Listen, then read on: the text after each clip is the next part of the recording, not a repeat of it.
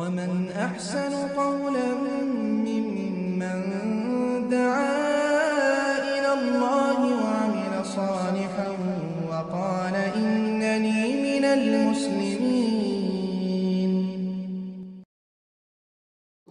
উবাই ইবনে কাব রাদিয়াল্লাহু তাআলা আনহু বলেন, আন রাসূলুল্লাহ সাল্লাল্লাহু আলাইহি ওয়াসাল্লাম আন্নাহা লাইলাতু 27। উবাই ইবনে কাব রাদিয়াল্লাহু তাআলা আনহু বলেন, রাসূলুল্লাহ সাল্লাল্লাহু আলাইহি ওয়াসাল্লাম বলেছেন, লাইলাতুল কদর হচ্ছে 27 রমজান। লাইলাতুল কদর 27 রমজান। কেউ ঘুমাবে। রাসূলুল্লাহ সাল্লাল্লাহু আলাইহি ওয়াসাল্লাম বললেন যে কদরের রাত হচ্ছে, লাইলাতুল কদর হচ্ছে 27 রমজান। মুসলিম হাদিস নাম্বার 762। এরপরে দেখেন, উবাই ইবনে কাব রাদিয়াল্লাহু তাআলা আনহু বলেন, রাসূলুল্লাহ উবাই ইবনে কাব রাদিয়াল্লাহু তাআলা আনহু বলেন, আমি জানি কদর রাত কোনটি। উবাই ইবনে কাব বলছে, আমি জানি কদর রাত কোনটি। যে রাতে রাসূলুল্লাহ সাল্লাল্লাহু আলাইহি ওয়াসাল্লাম আমাদেরকে ইবাদত করার জন্য আদেশ করেছিলেন তা হচ্ছে 27 রমজান।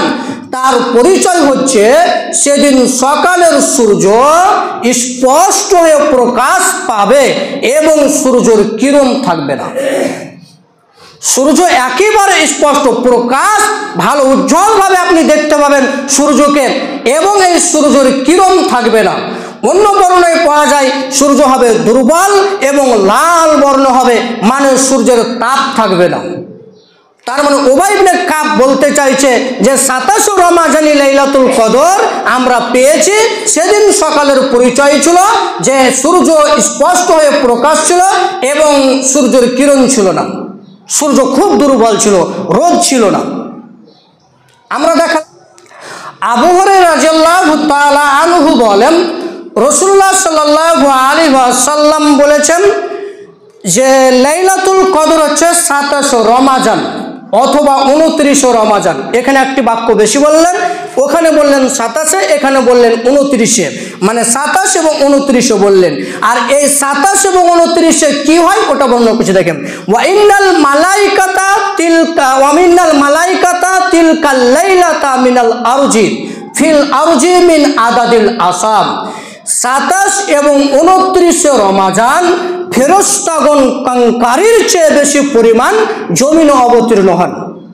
কাঙ্কারি ধুলোবালু বুঝেন তো, ইট পাথর বুঝেন, ছোটো ছোটো, এগুলো পৃথিবীতে কতগুলো আছে, এর চেয়ে বেশি পরিমাণ ফেরেশতাগণ 27 এবং 29 রমজানে কি হয় পৃথিবীতে আসে এবং